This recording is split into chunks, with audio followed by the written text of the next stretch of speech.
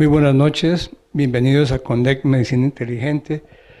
Y el tema que hemos escogido para hoy es factores de riesgo, enfoque de la teoría a la imagen. Son conceptos novedosos que, como ustedes verán, hasta ahora se empiezan a desarrollar.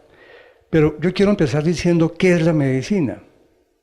Es ciencia, es arte, pero sobre todo humanismo, y debe ser humanismo.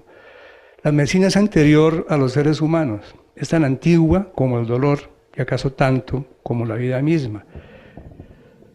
Yo le preguntaría al doctor Morillo cómo certificar el riesgo, a quiénes se lo harían.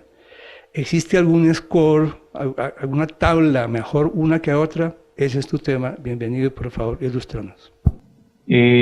Básicamente definimos cómo certificar el riesgo cardiovascular, y es una pregunta muy interesante, doctor Melgarejo.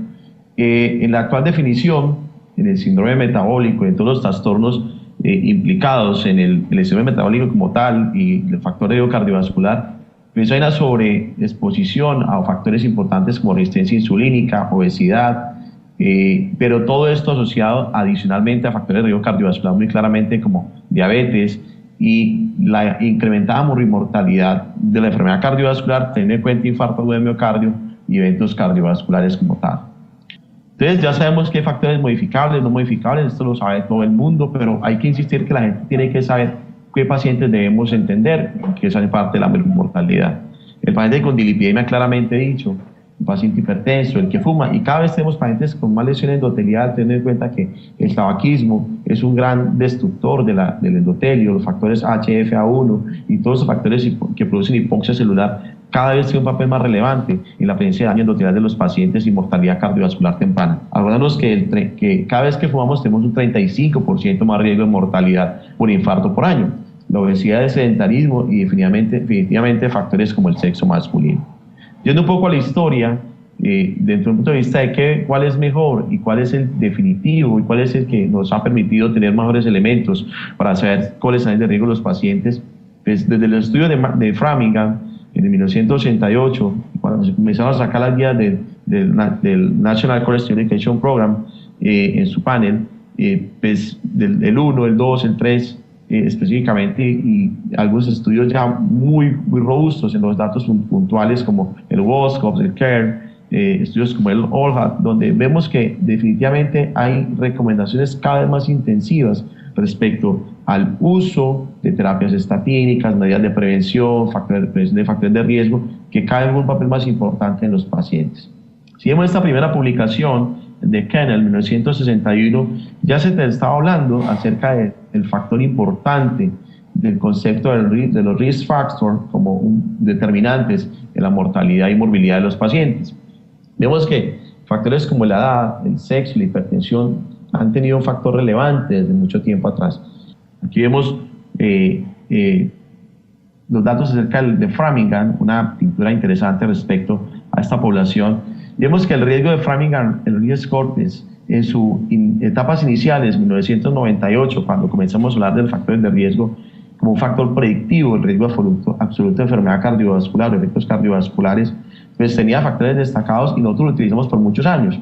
Y tiene factores que, si vemos más adelante en algunos pacientes, pueden haber sido no muy bien validados al final del tiempo, que es parte de lo que hemos visto en la actualidad. Sin embargo, es una herramienta muy interesante, y en algunos pacientes, incluso recientemente escuchamos una conferencia, que si no podemos ubicar el paciente muy claramente en una tabla como el SCORE, el Lancet Severity Score, pues le hacemos un Framingham y podemos obtener datos puntuales respecto al riesgo de mortalidad cardiovascular de ese grupo de pacientes.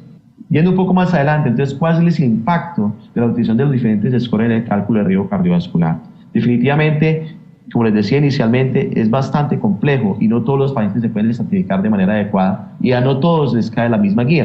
Entonces, finalmente, en conclusión, las pruebas de detección de aterosclerosis deben proporcionar la predicción de riesgo incremental de eventos en la evaluación de riesgo global. No se sabe si la detección de aterosclerosis subclínica en última instancia conducirá a beneficios clínicos a largo plazo y a salvar vidas. Es decir, la directriz es un poco embolatada ahí, y probablemente lo que tenemos que hacer es ser muy atentos a qué pacientes tenemos al frente y cuál es el riesgo real de cada uno de esos pacientes. Para este fin, doctor Navarrete, yo le haría dos preguntas. ¿Score de calcio para todos? o angiotac para todos? Las imágenes, ¿qué nos pueden enseñar al respecto? Buenas noches, doctor Melgarejo, muchas gracias por la invitación. Bueno, realmente el papel de las imágenes en todo el continuo cardiovascular y en la enfermedad cardiovascular establecida ha cambiado mucho el enfoque desde el punto de vista diagnóstico, pronóstico y tratamiento de los pacientes. Hoy vamos a hablar específicamente en qué nos aportaría en cuanto a evaluación del riesgo cardiovascular. Bueno, estos son los conflictos de intereses que me atañe para esta presentación. Y quisiera comenzar específicamente hablando de un editorial que aparece exactamente el año pasado, donde dice que identificar a aquellos pacientes de riesgo, realmente a los que van a desarrollar un evento coronario, sigue siendo el gran desafío para la imagen cardíaca. El papel le corresponde al TAC multicorte.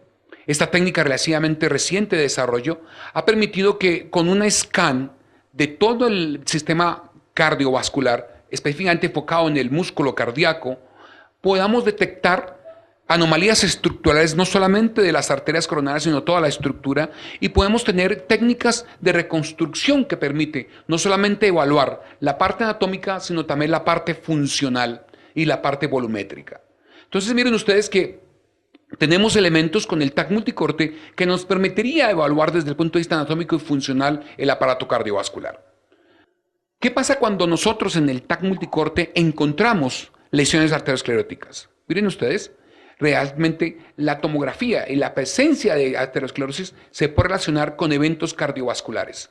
Y sobre todo cuando esas placas son de baja atenuación, esas características que hablábamos previamente del calcio, de la baja densidad, que es básicamente el contenido lipídico, está prediciendo eventos cardiovasculares. Que el score de calcio permite adicionar elementos predictivos de riesgo cardiovascular. Número 2, el TAC multicorte permite una estratificación adicional cuando el paciente tiene una aterosclerosis subclínica. Número 3, que los pacientes con ciertas características de la información de la placa nos puede predecir riesgos futuros. Pero lo que sí es claro es que nosotros tenemos que empezar a aprender a mirar al riesgo cardiovascular de una manera diferente y sobre todo a la enfermedad coronaria. No porque nosotros seamos quirománticos o seamos predictores o magos, sino porque la evidencia clínica va demostrando que podemos mejorar, optimizar la estratificación de riesgo de nuestros pacientes para usar realmente la terapia que ellos necesitan. Estamos en la época de políticos en toda América Latina. Los dejo con esta frase de Winston Churchill. Dice, el político debe ser capaz de predecir lo que va a pasar mañana, el mes próximo y el año que viene, y de explicar después por qué fue que no ocurrió lo que predijo. Podemos decir entonces que nosotros como médicos podemos predecir lo que va a pasar si nuestro paciente no cumple las indicaciones que deberíamos hacer. Por tanto, nuestro futuro es optimizar el riesgo cardiovascular y el tener herramientas mucho más cercanas para predecir más exactamente lo que va a pasar en el riesgo cardiovascular. Y una última pregunta que me surge también, si sabemos que las mujeres hacen más angina microvascular, más microangiopatía, menos infarto con el segmento ST. Entonces, en teoría, el score de calcio en una mujer tendría menos poder predictivo frente al hombre. ¿Hay algún estudio que valide eso? Estudios que mostramos, fíjense, mi doctor Melgarejo, que el score de calcio se comportó exactamente igual en los dos géneros. Lo que pasa es que desde el punto de vista fisiopatológico, el desarrollo de la isquemia miocárdica en las mujeres puede tener una connotación diferente a la simple desarrollo de la aterosclerosis. O sea, yo puedo tener enfermedad coronaria no aterosclerótica. Microangiopatía. Correcto. Bueno, entonces para terminar, mis diapositivas están por ahí. Vimos cómo entonces, primero que todo, el concepto de factores de riesgo ha cambiado enormemente. El concepto de prevención ha cambiado también enormemente y ya tenemos más evidencia en el sentido que entre más precozmente actuemos, los desenlaces los podemos evitar en mayor cantidad y quizás en mayor o menor severidad. Aprendimos que la pared vascular es una sola y que estamos cometiendo el error de fragmentar esa pared vascular y sabemos que, por ejemplo, en el foro anterior venoso con el doctor Jorge Ulloa, vieron ustedes cómo el manejo entre más precoz y más integral de la parte venosa tiene un impacto en desenlaces. Exactamente igual y de pronto en mayor magnitud pasa en la arteria, porque la arteria mata más por el fenómeno arteriotrombótico. Y veamos, por ejemplo, cómo en los estudios randomizados, controlados, doble ciegos, cruzados, como ustedes quieren, estudio perfecto, no todo el mundo responde exactamente igual. Algo nos está faltando. Lo que sabemos hoy es que la pared vascular es las vías y los eventos isquémicos, desencadenados como desenlaces. Pero quizá donde esté el quiz del asunto es en el endotelio y en la microvasculatura. Cuando terminamos esta presentación, justo una hora exacta y esta nueva oportunidad. Nelson y Salvador, muchas gracias. Y el equipo técnico también, muchas gracias. Buenas noches. Buenas noches.